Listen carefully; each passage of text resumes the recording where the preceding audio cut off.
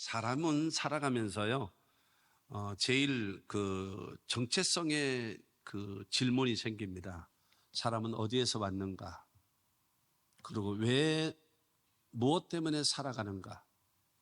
그리고 어디로 가는가? 여러분, 여기에 대해서 여러분 답을 해주는 철학자가 있나요? 종교가 있나요? 없어요. 살아있을 때의 모습도 모르면서 죽은 이후의 것을 어떻게 알겠습니까? 아무도 여기에 대해서 답을 해주는 사람이 없어요. 정체성을 깨달아야지만이 바로 내가 삶을 살아가는 인생의 목적이 무엇인가를 깨닫게 되어지고요. 그 다음에 내가 그러면 어떻게 살아가야 될 것인가를 답이 나올 거예요. 그래서 여러분, 우리가 그런 말 하잖아요. 사람은 근본은 안 바뀐다. 여러분, 근본이 바뀌는 거 쉽지 않은 겁니다. 그러나 여러분, 근본은 얼마든지 바뀔 수 있어요. 어떻게 하면 바뀌는지 아십니까? 자기 정체성을 깨달아야 돼요. 그리고 자기 인생의 존재의 목적을 깨달아야 돼요. 그리고 내가 어떻게 살아가야 될지 분명하게 목표를 세워놓게 되어지면 그 사람은 바뀝니다. 여러분, 사람이요, 목숨 걸고 달려갈 만한 비전이 생긴다면 그 사람의 여러분 온전한 라이프 스타일이 완전히 통째로 바뀔 수 있어요. 로마서 11장 36절 말씀을 보게 되어지면요, 이는 만물이 주에게서 나오고 주로 말미암고 주에게로 돌아갈니라. 그에게 영광이 세세에 있을지어다. 아멘. 여러분, 만물이 주에게서 나오고라는 거예요. 여러분, 만물과 인간을 만드신 분이 하나님이시라는 거예요. 그러고 주로 말미암고 이 만물이 창조주의 능력으로 이 세상을 주관하시는 분이 주님이시라는 거예요. 그리고 주에게로 돌아갑니다. 주에게로 돌아간다라고 하는 것은 주님으로 인해서 진행되고 살아왔잖아요. 그리고 주님께로 돌아간다는 소리는 무엇인가 하면요, 선악간의 심판을 받는 거예요. 착하고 충성된 종아라고 인정받는 사람이 있는가 하면은 이 악하고 게으른 종아, 내가 너에게 베푼 은혜와 축복과 돌봄이 얼마나 많았는데 너는 어떻게 이렇게 살았어? 라고 하는 거죠. 여러분, 그러면 우리는 어떻게 해야 될까요? 하나님의 은혜를 많이 받으신 분, 하나님의 사랑을 많이 받으신 분, 하나님의 축복을 많이 받으신 분, 왜 주셨을까요? 여러분, 우리는 무엇을 위해서 살아가느냐? 잘 먹고 잘 입고 호의호식하고 남보다 폼잡고 살고 여러분 누리며 여러분 이렇게 살기를 위해서 세상 사람들과 똑같이 살아가려고 하고 있어요. 예수 믿는 사람들이. 여러분, 예수 믿는 사람과 예수 믿지 않는 사람과 다를 것이 여러분 솔직히 말해서 얼마나 있습니까? 없어요. 다만 교회 주일날 교회 와주는 거예요. 낮에만. 잠깐 왔다가 바람과 함께 사라져버리고, 그리고 세상 사람들과 함께 같이 오히려 더 앞서서 하나님, 내가 이 몸 바쳐 하나님께 헌신하며 주님을 기쁘시게 하며. 왜요? 나의 삶 속에서 평강에서 평강으로 인도하시고 나의 삶의 지금까지도 축복하셨으니 더 이 가운데 살고 주의 일 열심히 하고 착하고 충성된 종으로 살아가서 내세에도 주님으로부터 칭찬받고 영원한 생명을 얻는 하나님의 사람이 되어져야 하지 않겠습니까? 오늘 에베소서 2장에 있는 말씀은요, 바로 우리의 과거는 어땠는가, 그리고 지금은 어떤가, 그리고 내가 이제부터 살아가야 될 미래는 어떠해야 되는가를 정확하게 설명해 주고 있어요.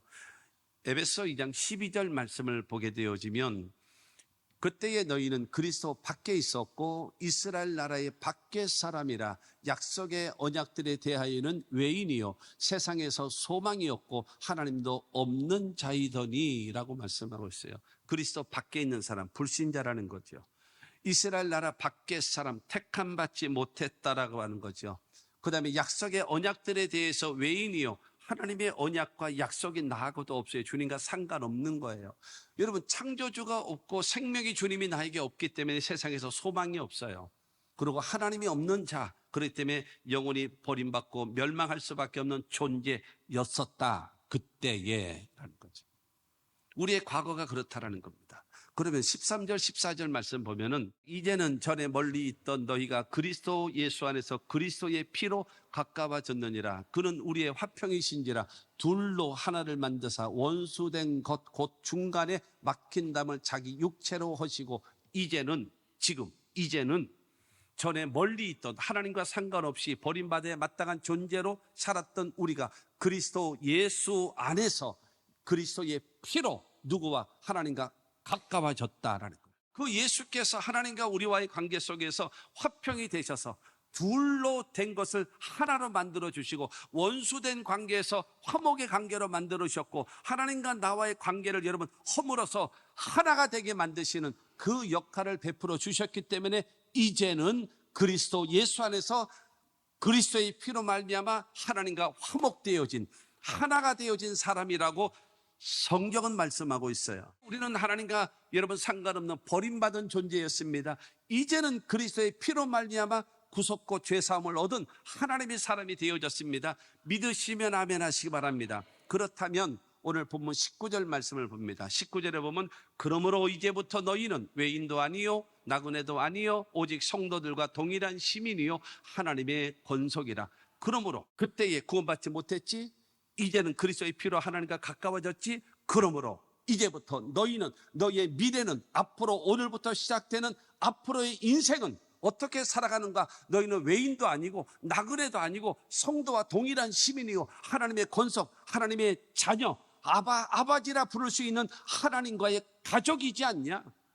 이제부터는 이렇게 살아가야 되지 않겠냐라고 사도 바울은 말씀하고 있습니다. 오늘은 예수 그리스도께서 사망 권세를 깨뜨리시고 부활하신 부활절입니다. 나를 위하여 죽으시고 나를 위하여 부활하신 예수 그리스도를 나의 구주로 영접함으로 인하여 여러분 하나님의 자녀가 되어졌고 하나님의 한 식구가 되어졌으니 이제부터는 내가 어떻게 살아가야 될 것인가? 여러분 하나님으로부터 그 만극한 은혜를 입었으면 그러면 거기에 맞게끔 살아드려야 되지 않겠습니까? 첫째로 예수 그리스도의 터 위에 집을 지으라는 겁니다. 오늘 본문 말씀 20절입니다. 너희는 사도들과 선지자들의 터 위에 세우심을 입은 자라 그리스도 예수께서 친히 모퉁이 돌이 되셨느니라고 말씀하고 있습니다. 사도들과 선지자들의 터 위에 세우심을 입은 자. 사도들이 전하는 여러분 내용은 무엇입니까? 예수가 우리의 구원자고 하나님의 아들이십니다.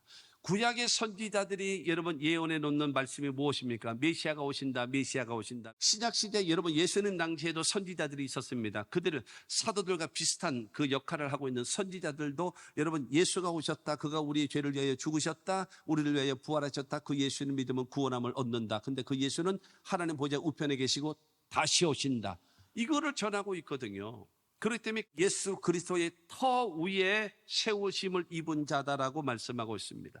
고린도전서 3장 11절 말씀을 보면 이 닦아둔 것 외에 능히 다른 터를 닦아둘 자가 없으니 이 터는 곧 예수 그리스도라라고 말씀하고 있습니다. 예수 그리스도의 터 위에 집을 지으라는 거예요. 우리는 집을 짓는 사람들이에요. 어떤 집이요? 신앙의 집을 짓고, 두 번째는 인생의 집을 짓고, 세 번째는 인격의 집을 짓잖아요. 신앙의 집은 뭐예요? 하나님 앞에. 인격의 집이라고 하는 것은 뭐예요? 사람의 지식과 감정과 의지를 통해서 살아가는 방식, 그를 통해서 사람들 앞에 나에 대한 평가죠. 그리고 세 번째는요, 인생의 집.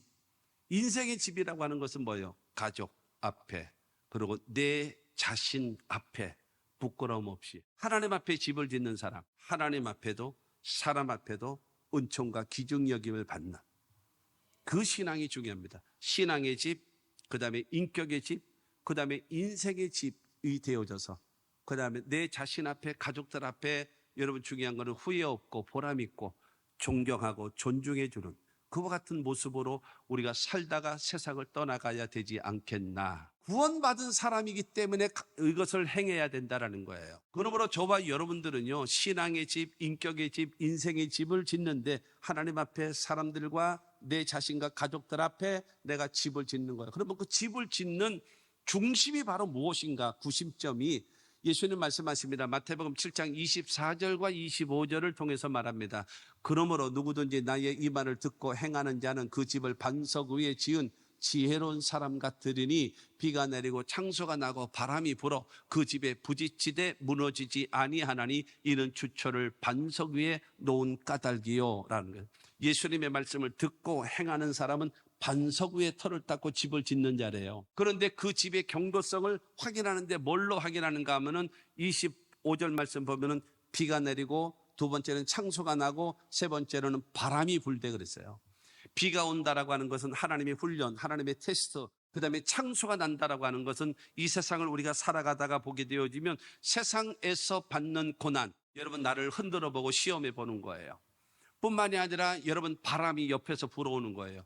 마귀가 가져오는 시험, 마귀가 가져오는 유혹, 이런 거를 통해서 신앙의 집을 흔들어 본단 말이에요. 그러나 반석 위에 예수님의 말씀을 듣고 행하는 신앙을 가진 사람은 그 반석이 그 집을 꽉 붙잡아줘서 요동치 않는다라고 말씀하고 있어요. 그렇기 때문에 여러분 예수 그리스도의 터 위에 신앙의 집을 짓고 인격의 집을 짓고 인생의 집을 지으며 살아가야 된다라는 것입니다. 그러나 마태복음 7장 26절과 27절 말씀을 보게 되어지면 나의 이 말을 듣고 행하지 아니하는 자는 그 집을 모래 위에 지은 어리석은 사람 같으리니 비가 내리고 창수가 나고 바람이 불어 그 집에 부딪힘에 무너져 그 무너짐이 심하니라.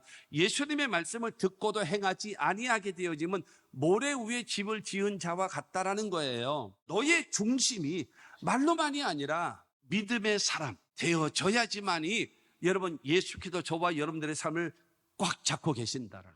20절 말씀을 다시 보게 되어지면 너희는 사도들과 선지자들의 터 위에 세우심을 입은 자라. 그리스도 예수께서 친히 모퉁이 돌이 되셨느니라. 그랬어요. 여러분 이 모퉁이 돌은요 건물의 중심의 기초입니다. 건물과 건물 사이에 그 벽돌과 벽돌을 연결해 주는 중심, 예수 그리스도가 그 집의 중심이에요. 그래서 여러분 그 모퉁이 돌 대신 예수께서 나를 붙잡고 계심으로 인하여 바람이 불어도 괜찮고 비가 올지라도 괜찮고 창수가 날지라도 괜찮게끔 나를 지켜준다는 사실을 믿게 되기를 주의 이름으로 축원합니다. 그래서 예수님께서 요한복음 14장 6절을 통해서 말합니다. 예수께서 이르시되 내가 곧 길이요 진리요 생명이니 나로 말미암지 않고는 아버지께로 올 자가 없느니라. 나를 따라와야지만이 하나님께로 갈 수 있다. 나만이 유일하게 변하지 않는 진리다. 나를 위하여 죽으시고 나를 위하여 부활하신 예수 그리스도를 나의 구주로 믿고 우리를 구원해 주시는 하나님을 나의 아버지로 믿고 섬기는 자에게 하나님께서 우리들에게 영생을 주시고 현세의 삶도 책임져 주심을 믿게 되기를 주님의 이름으로 축원합니다. 두 번째로 예수 그리스도 안에서 서로 연결되어져야 합니다. 21절은 말합니다. 그의 안에서 건물마다 서로 연결하여 주 안에서 성전이 되어가고, 여러분 예수가 중심으로 모퉁이 머릿돌이 되셔서 예수 중심으로 내 삶에 되어지고, 그 다음에 가족과 함께 내 주변의 사람들과 함께 성도들과 함께 서로 연결 손에 손을 잡고, 그래서 하나님의 나라, 하나님의 교회, 하나님의 뜻을 이루며 나아갈 수 있는 서로 연결할 줄 알아야 됩니다. 에베소서 4장 16절은 말합니다. 그에게서 온몸이 각 마디를 통하여 도움을 받음으로 연결되고 결합되어 각 지체의 분량대로 역사하여 그 몸을 자라게 하며 사랑 안에서 스스로 세우느니라. 교회의 머리 대신 예수 그리스도를 중심으로 해서 여러분 모든 성도들이 각 지체가 되어져서 서로 맡겨진 사명을 잘 감당해서 하나님의 나라, 하나님의 교회를 이루어져 나가는 그와 같은 여러분 연결되어져야 되지 않겠습니까? 아무리 많으면 뭐 하겠습니까? 서로 연결되지 못하면 쓸모없는 쓰레기들. 사랑하는 성도 여러분, 남을 나보다 낫게 여기고 귀하게 여기고 여러분 그런 마음 자세. 하나님의 교회 안에는 어때야 되는가 하면요, 골로새서 3장 11절 말씀을 보면은 거기에는 헬라인이나 유대인이나 할레파나 무할레파나 야만인이나 수구디아인이나 종이나 자유인이 차별이 있을 수 없나니 오직 그리스도는 만유시요 만유 안에 계시니라. 여러분 헬라인과 유대인이라고 하는 것은요 민족적 차별입니다. 헬라인들은요 문명이 발달되어진 것에 대한 대단한 자부심을 갖고 있어요. 그러나 여러분 유대인들은요 하나님 앞에 선택받은 선민의식이 강해요. 그러나 예수 안에서는 차별이 없다. 그리고 할레파나 무할레파나 이건 뭐예요? 종교적 차이입니다. 이스라엘 사람들은요 하나님 앞에 할례받은 선택받은 민족이라는 아주 강력한 자부심이 있어요. 그리고 나머지들은요 할례받지 못한 자들, 그리고 야만인이나 수구디아인이나 여러분 야만인들 그리고 수구디아인들은요 거친 유목민들을 말해요. 그러니까 문화적인 차이 주님 안에서는 없다. 그리고 신분적 차이가 있어요. 종이나 자유인이 차별이 있을 수 없다. 그래서 오직 그리스도는 만유시요. 만유가 바로 무엇입니까? 우주 안에 있는 모든 것이 만유입니다. 그런데 여러분, 오직 그리스도는 만유 안에 계시니라. 우주 안에 있는 모든 것을 만드신 분이 예수라는 거예요. 예수가 주인이시라는 거예요. 그러니까 모든 우주 만물의 주인 되시는 예수께서 말씀하시기를 차별 없다, 누구든지 와라. 시편 133편 1절 말씀 보면은요, 보라 형제가 연합하여 동감이 어찌 그리 선하고 아름다운 거.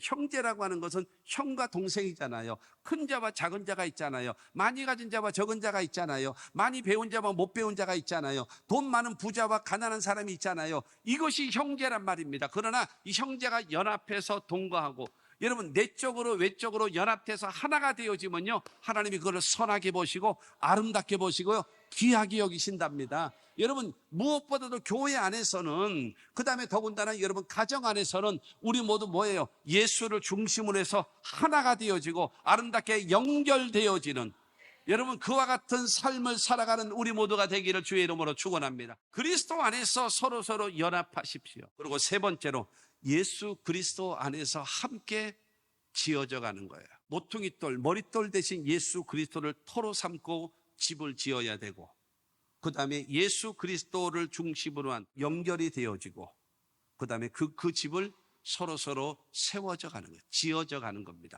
22절 말씀을 보겠습니다. 너희도 성령 안에서 하나님이 거하실 처소가 되기 위하여 그리스도 예수 안에서 함께 지어져 가느니라. 성령 안에서 하나님이 거하실 처소를 되기 위해서 그리스도 안에서 함께 지어져 가는 거예요. 함께 세워가는 거예요. 여러분, 하나님이 거하실 처소가 되기 위하여 서로를 만들어가고 서로 지어가고 서로 힘을 합치는 겁니다. 디모데후서 2장 20절 말씀을 보면은요, 큰 집에는 금그릇과 은그릇뿐 아니라 나무그릇과 질그릇도 있어 귀하게 쓰는 것도 있고 천하게 쓰는 것도 있나니. 하나님의 교회 안에는요, 사람마다 다 각각이에요.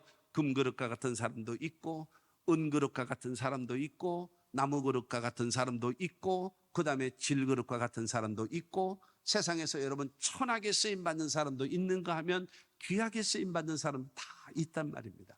그러나 큰 집에는요, 많은 사람이 왕래하고 많은 사람이 먹고 마시고 살기 때문에 뭐가 필요해요?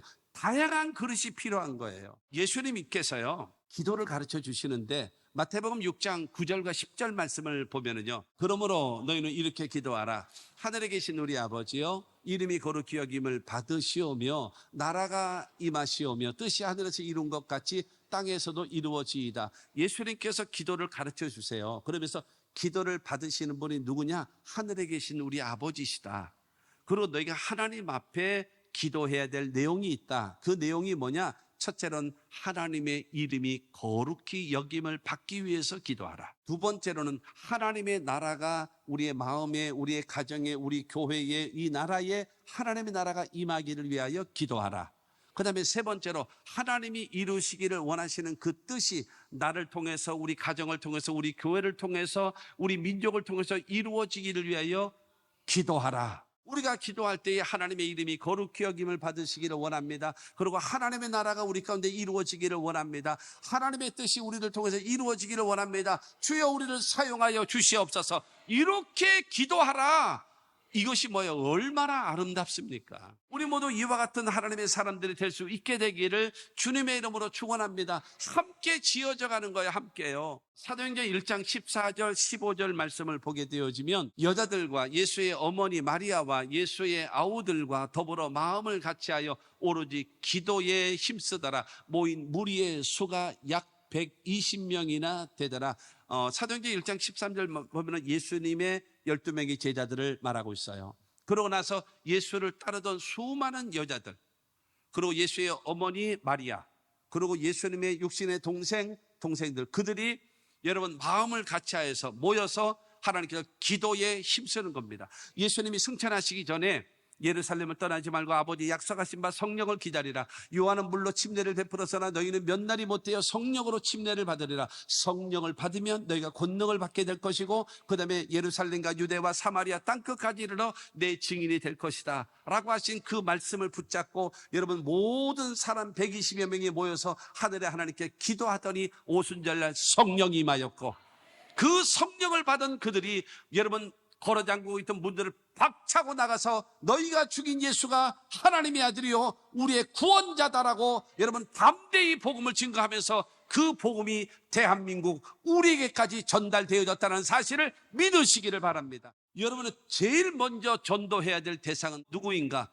여러분의 가족입니다. 그것보다 귀한 게 어디 있어요? 예수 믿지 않는 자식들, 예수 믿지 않는 부모님들. 고넬료가 여러분 베드로를 맞이하면서 자기의 가족, 자기의 친척, 그리고 자기 친구들, 부하와 하인들을 데려다 놓고 베드로를 기다리고 베드로의 말씀을 통해서 이방인 최초로 성령이 임하게 되고 그래서 온 가족이 구원받고 여러분 자기의 친척과 친구들까지도 다 성령 충만함을 받게 만드는 위대한 역사가 이루어진 것처럼 우리 함께 세워져 가고 함께 지어져 가는 하나님의 백성으로 살아가는 우리 모두가 되기를 주의 이름으로 축원합니다.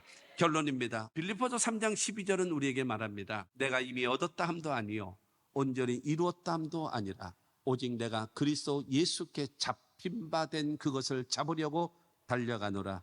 이미 다 된 사람도 아니다. 그리고 내가 다 모든 것을 성취하고 이룬 사람도 아니다.